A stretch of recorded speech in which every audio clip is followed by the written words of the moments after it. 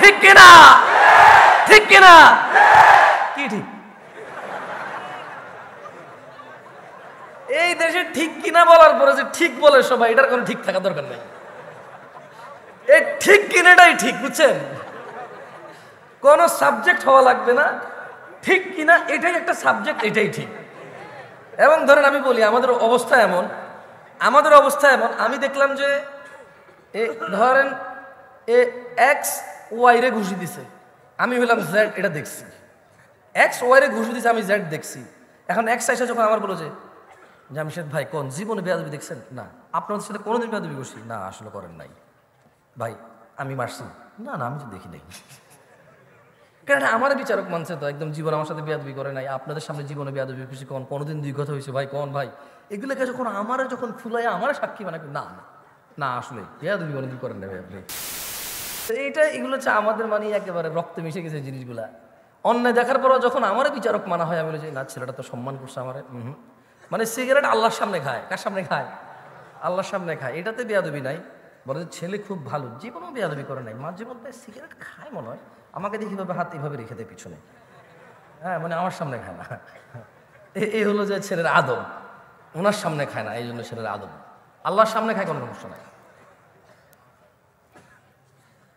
আল্লাহ আমাদেরকে বুঝে তৌফিক দান করে। যাই হোক, শোনো ছোট ভাই আমার, তোমাদের সামান্য কিছু নসিহত করে চলে যাব।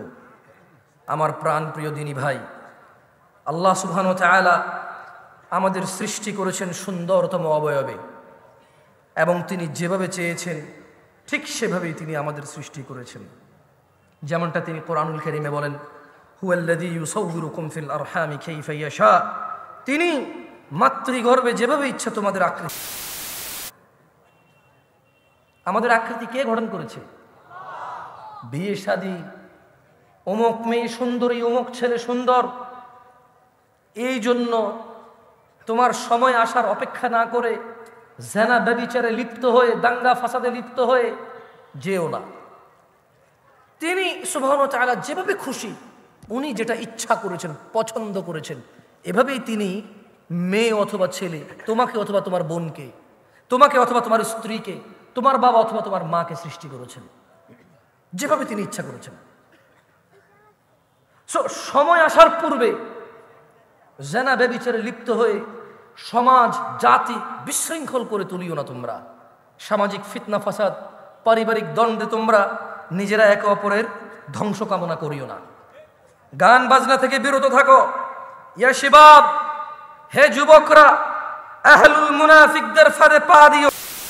তারা চায় তোমরা গান বাজনায় মেতে থাকো, অথচ আল্লাহ সুবহানাহু ওয়া তাআলা সূরা লুকমানে বলেন, وَمِنَ النَّاسِ مَن يَشْتَرِي لَهْوَ الْحَدِيثِ لِيُضِلَّ عَن سَبِيلِ اللَّهِ بِغَيْرِ عِلْمٍ وَيَتَّخِذُهَا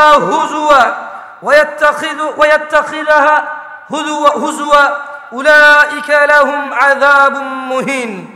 আর মানুষের মধ্যে কেউ কেউ আল্লাহর পথ থেকে বিচ্যুত করার জন্য অসার বাক্য কিনে নেয় জ্ঞান ছাড়াই, এবং আল্লাহর দেখানো পথ নিয়ে ঠাট্টা বিরূপে মেতে ওঠে।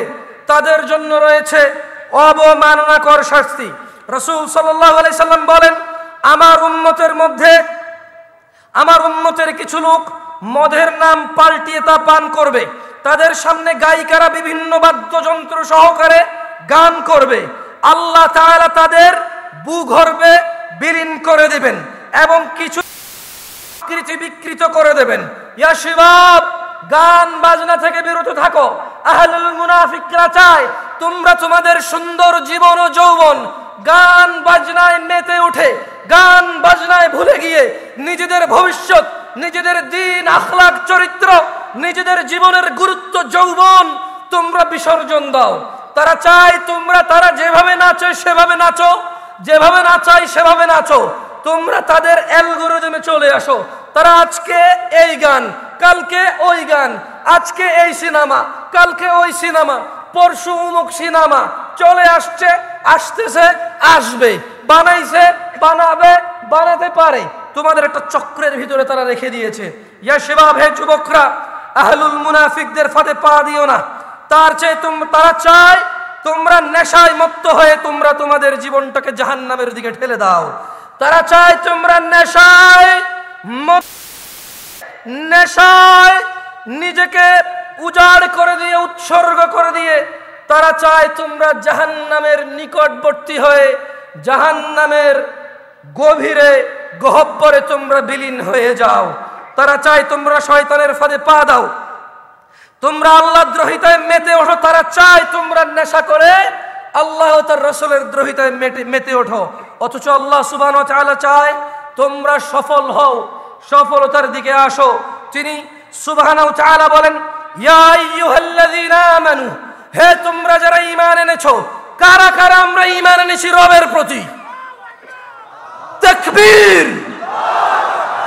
ঈমান এনেছি কারা কারা? কার প্রতি ঈমান আনছি? তিনি আরশের মালিক কে? বিচার দিবসের মালিক কে? জান্নাত জাহান্নামের মালিক কে? সুস্থতাকারী কে?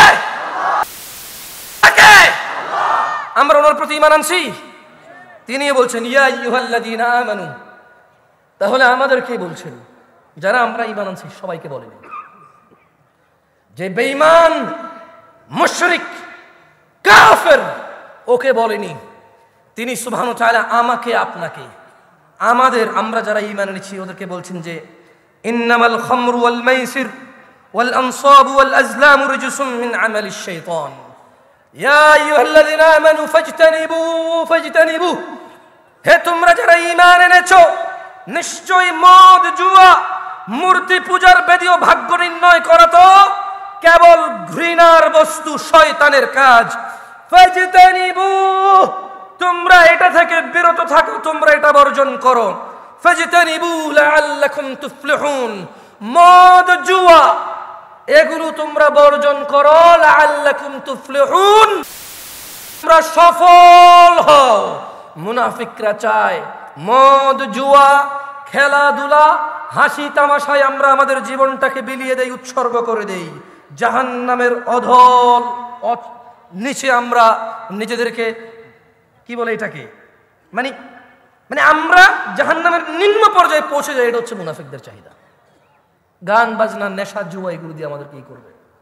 মোবাইলে জুয়া খেলা যায় কিনা? এখন খেলা তোমরা কেউ কে হ্যাঁ বলছে মনে হয়?